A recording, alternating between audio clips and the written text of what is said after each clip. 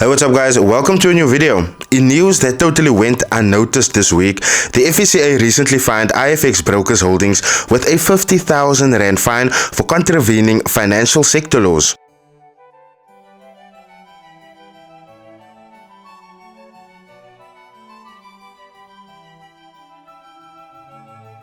Before we go any further, please do smash the like button for the YouTube algorithm, leave your comments in the comment section, please do share this around, and last but not least, please do subscribe if you are new here. As you guys may know, the FSCA has been recently trying to tighten its grip that it has on the forex industry, and it's not to say that it didn't have a grip on the forex industry, but I would like to think in the past it has been a little bit slow in bringing justice to the table. Now, as you guys may know, recently the FSCA has been taking brokers out left, right and center. First it was JP Markets, then it was Veracity Markets, and it is all because of a specific license, an ODP license, and this allows a broker to perform in the over-the-counter derivatives provider sector of a brokerage. Let me just say it like that.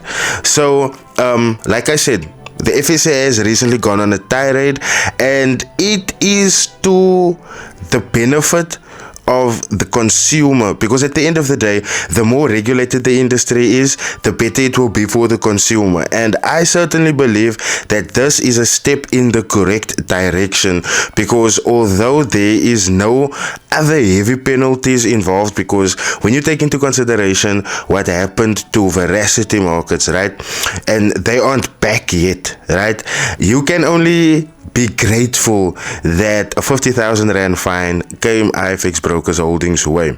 So when you look onto the news report that has been made by the FSCA, it reads, FSCA press release.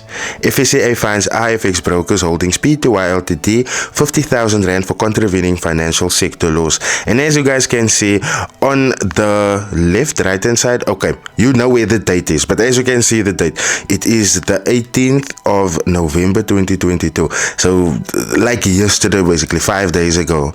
And it reads, the Financial Sector Conduct Authority, the FSCA, has imposed an administrative penalty of 50,000 Rand on IFX Brokers Holdings Pty Ltd, IFX Brokers Holdings in brackets.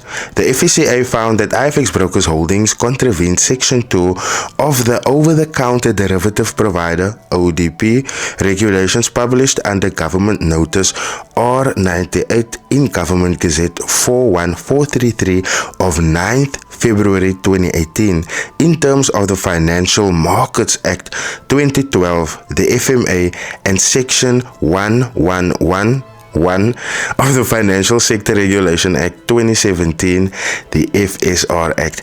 I think I should take a further look into what that says, because as you guys can see, this gazette was released in 2018 already. So this means in 2018 already, the FSCA was letting brokers know, but listen, we are moving towards a more ODP approach of licensing, so get your affairs in order. An investigation revealed that IFX Brokers Holdings offered its clients the means to trade contracts for difference CFDs through MetaTrader 4 and MetaTrader 5 trading platforms. IFX Brokers Holdings has a Category 1 license and is authorized to provide advice and render intermediary services in respect of several products, inclusive of derivative instruments but exclusive of forex investments. IFX is not an authorized ODP as envisaged in the ODP regulations. The FSCA took several mitigating circumstances into account, including that IFX Brokers Holdings fully cooperated with the investigations, has not contravened a financial sector law, and conceded that its activities fall within the scope and ambit of the ODP regulations, and that it sells and markets ODP derivatives. The authority accepted in favor of IFX Brokers Holdings that non-compliance was not because of willful desire to evade the applicable applicable regulations, but as a result of erroneous understanding of the legal position and requirements.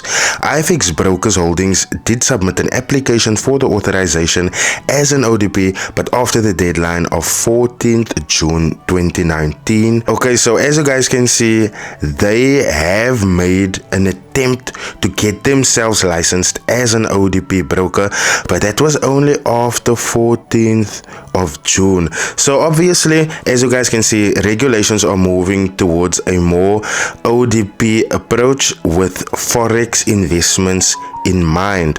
Now, as you guys have heard in the first stanza, this gazette notifying people and brokerages that they are moving towards ODP regulations, this was released on the 9th of February 2018 already, right? So there was enough time for all of these brokers to kind of get on board.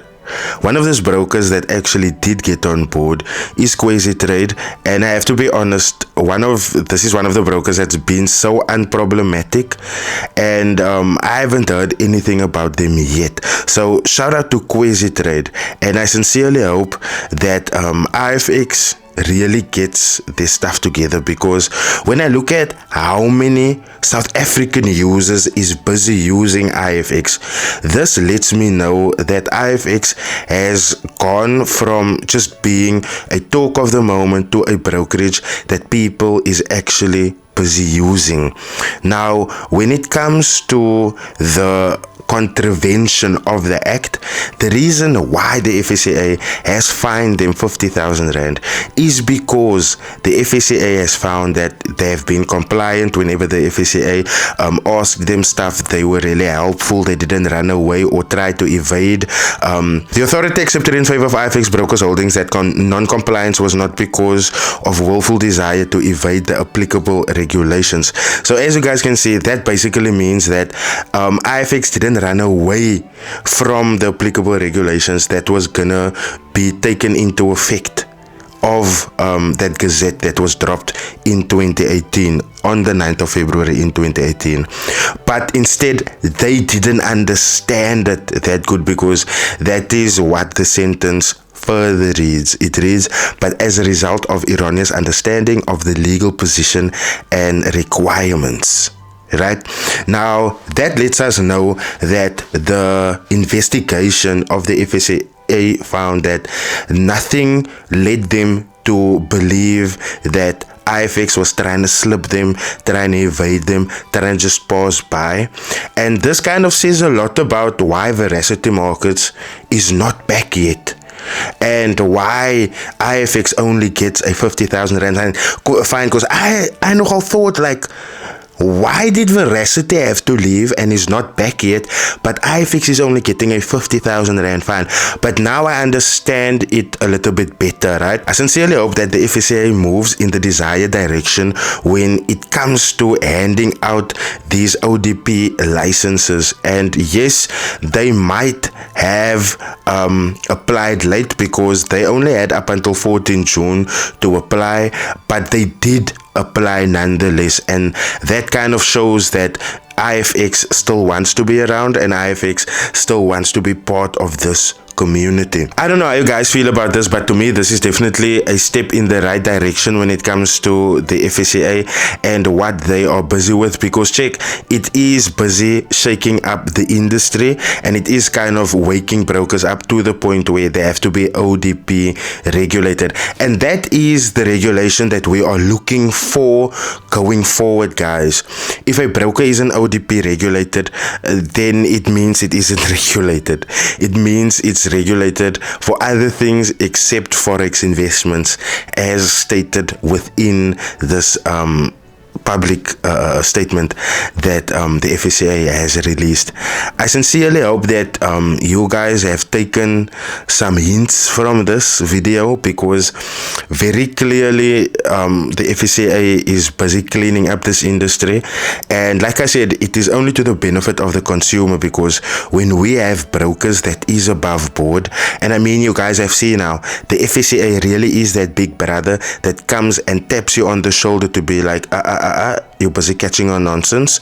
And I sincerely hope that this just sparks a good rapport with the other brokers, that they also may end up doing good and doing better, and just treating their clients with the utmost respect. Because like I said, we know for a fact that in this industry, not all brokers value their clients the same way. I sincerely hope you guys enjoyed the video. If you do, please do smash the like button for the YouTube algorithm. Please do leave your comments in the comment section. Please do share this around. Last but not least, if you're new here, please do smash that subscribe button. On that note, I'll see you guys in the next video. Cheers.